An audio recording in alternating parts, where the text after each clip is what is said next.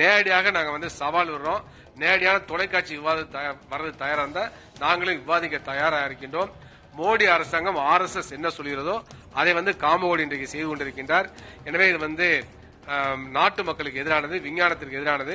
ஒரு IIT இயக்குநர் வர சொல்வது என்பது மக்களுடைய நலனுக்கு எதிரானது, நல வாழ்வுக்கு எதிரானது, ஆரோக்கியத்துக்கு எதிரானது. இது கடுமையான கண்டனத்திற்குரியது என்பதை நாங்கள் தெரிவித்துக் கொள்கிறோம். சென்னை IIT இயக்குநர் காமகோடி அவர்கள் பசுவுடைய மூத்திரமான கோமியம் மருத்துவ குணம் மிக்கது, அதில் நோய் கிருமி கொல்லிருக்கிறது, அதை குடித்தால் எதிர்ப்பாற்றல் வளரும் என்றெல்லாம் சொல்லி அறிவியலுக்கு புறமான கருத்தை இன்றைய தினம் அவர் கூறிக்கொண்டிருக்கின்றார்.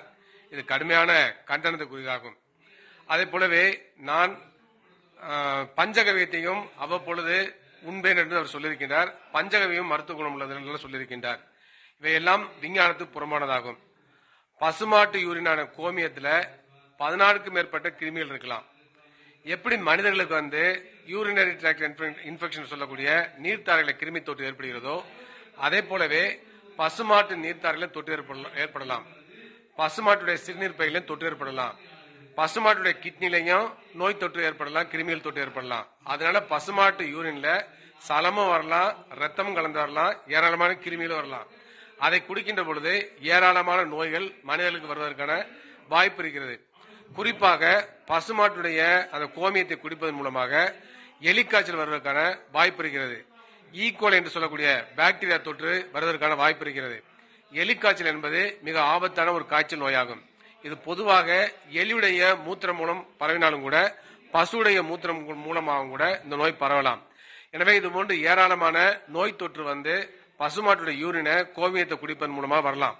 ஆனால் இன்றைக்கு பிஜேபி அரசாங்கம், மோடி அரசாங்கம் எப்பொழுதெல்லாம் ஆட்சிக்கு வருகின்றதோ அப்பொழுதெல்லாம் அறிவியலுக்கு புறம்பான, விஞ்ஞானத்துக்கு புறம்பான கருத்துக்களை மருத்துவத்தில் பூத்தினார்கள்.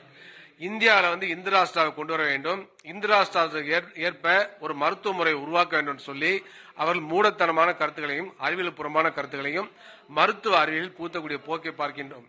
கொரோனா காலகட்டத்தில் பசுமாட்டு சாணத்தை கரைத்து அந்த தொட்டியில விழுந்து குளித்தால் கொரோனா வரான்னு சொன்னாங்க.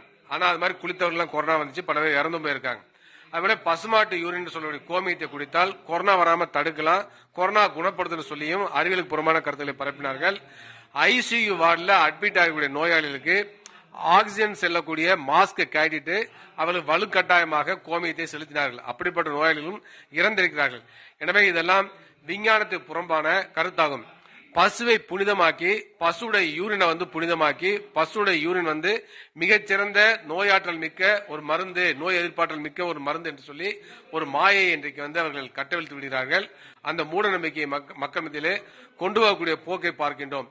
இது சாதாரண மக்களிடம் செல்கின்ற பொழுது அவர்களும் தவறாக அந்த கோமியத்தை குடிக்கக்கூடிய ஒரு ஆபத்து இருக்கிறது. கோமியம் என்பது ஆபத்து அற்றது என்று சொல்லக்கூடியது தவறான கருத்தாகும். கோமியம் மூலமாக பல்வேறு நோய்கள் வரும் என்பதை பொதுமக்கள் புரிந்து கொள்ள வேண்டும்.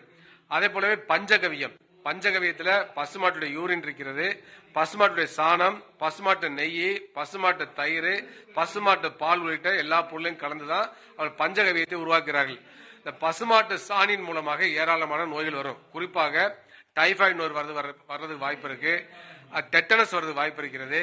அதே போல நாடா புழு மிக முக்கியமான ஒரு நோய், மிக மோசமான ஒரு நோய்.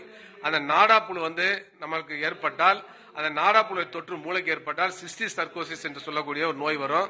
அது அந்த முட்டைகள் ஏராளமாக மூளையில போய் கூடு கட்டுகின்ற பொழுது அதன் மூலமாக வலிப்பு நோய், தீராத வலிப்பு நோய் ஏற்படும். அதுதான் சிஸ்டிக் சர்க்கோசிஸ் பேரு. இது பசுமாட்டுடைய சாணத்தின் மூலமாக பரவக்கூடிய ஒரு மோசமான நோயாகும். அதே போல டைபாய்டு வரலாம், டைபாய்டு காய்ச்சல் வரும்.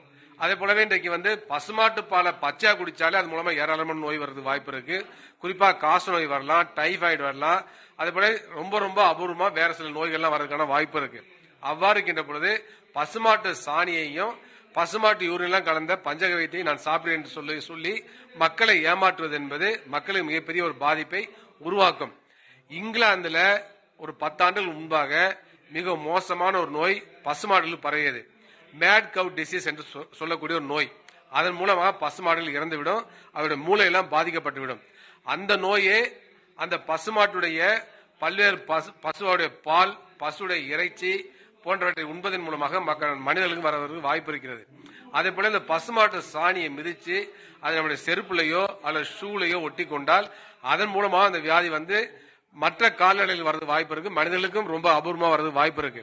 அதனால அந்த இங்கிலாந்துல அந்த மாதிரி நோய் பரவிய பொழுது அங்குள்ள பசுமாடுகள் எல்லாம் அழித்தார்கள், கொன்று குவித்தார்கள். இங்கிலாந்துல இருந்து அமெரிக்காவுக்கு பயணமாக செல்லக்கூடிய அனைத்து பயணியுடைய ஷூ எல்லாம் ஆன்டிசெப்டிக் சொல்யூஷன் போட்டு துடைத்தார்கள். எனவே மிக கவனமாக அமெரிக்கா வந்து அதையெல்லாம் செய்தார்கள். அதே போல இங்கிலாந்துல இருந்து பால் பொருட்களையோ அல்லது இறைச்சியையோ இறக்குமதி செய்வதெல்லாம் தடை செய்தார்கள். அப்படிப்பட்ட ஒரு நிகழ்வு நடைபெற்றது. இதெல்லாம் நீங்க வந்து இணையதளத்தில் பார்க்கலாம். எனவே பசுமாட்டு சாணி மூலமாகவும் அந்த மேட் கவ் டிசீஸ் வந்து மனிதர்களுக்கு வரலாம். அது மாதிரி மனிதர்களுக்கு வந்தால் அது வந்து நம்முடைய மூளையை வந்து பஞ்சு மாதிரி மாற்றிவிடும், அவர்கள் நினைவாற்றல் போய்விடும், அவர்கள் வந்து இறந்து விடுவார்கள். வைரஸை விட மிக நுண்ணிய ஒரு கிருமி என்று சொல்லலாம். அதன் மூலமாகத்தான் அந்த பசுமாட்டு பரவக்கூடிய அந்த மேட் கவ் டிசீஸ் வருகிறது என்பதெல்லாம் நிரூபணமாக இருக்கிறது. எனவே அப்படிப்பட்ட சூழல்ல பசுமாட்டு சாணி மூலமாகவும் மிக மோசமான நோய் வரும் என்பதெல்லாம் மறைத்து விட்டு இன்றைய தினம் வந்து நம்ம சென்னை ஐஐடியுடைய இயக்குனர் காமகோடி அவர்கள் பஞ்சகவியம் நல்ல ஊட்டச்சத்து, பஞ்சகவியம் நல்ல மருந்தெல்லாம் என்று அறிவியல் பூர்வமாக சொல்லிக் கொண்டிருக்கின்றார். உலகத்தில் எந்த விஞ்ஞான ஆராய்ச்சியிலையும் வந்து பசுமாட்டு யூரின் வந்து நல்லது, அது மருத்துவ குணம் மிக்கது, அது கேன்சர் வராமல் தடுக்கும் என்றெல்லாம் ஆய்வுகள் நிரூபிக்கவில்லை, இந்தியாவிலும் நிரூபணமாகவில்லை. அப்படி இருக்கின்ற பொழுது பசுவை இன்றைக்கு அரசியல் நோக்கத்தோடு உள்நோக்கத்தோடு புனிதமாக்கி அவருடைய பசுமாட்டு சாணியையும் பசுமாட்டு யூரினையும் புனிதமாக்கி இன்றைக்கு வந்து மக்கள் மத்தியில மூட நம்பிக்கைகளை திணிக்கிறார்கள். இது மிகப்பெரிய ஆபத்தானது. சாதாரண மக்கள் இதை நம்பி ஏமாறக்கூடிய சூழல் ஏற்படுகிறது. எனவே நம்முடைய ஐஐடியுடைய இயக்குனர் காமகோடி சொல்வது அறிவியலுக்கு புறம்பானது, விஞ்ஞானத்துக்கு புறம்பானது, ஏற்க முடியாது. நேரடியாக நாங்கள் வந்து சவால் விடுறோம். நேரடியான தொலைக்காட்சி விவாதம் வர்றது தயாரா இருந்தா நாங்களும் விவாதிக்க தயாராக இருக்கின்றோம். மோடி அரசாங்கம் RSS என்ன சொல்கிறதோ அதை வந்து காமகோடி இன்றைக்கு செய்து கொண்டிருக்கின்றார். எனவே இது வந்து நாட்டு மக்களுக்கு எதிரானது, விஞ்ஞானத்திற்கு எதிரானது. ஒரு ஐஐடியுடைய இயக்குநர் வர சொல்வது என்பது மக்களுடைய நலனுக்கு எதிரானது, நல வாழ்வுக்கு எதிரானது, ஆரோக்கியத்துக்கு எதிரானது. இது கடுமையான கண்டனத்திற்குரியது என்பதை நாங்கள் தெரிவித்துக் கொள்கின்றோம்.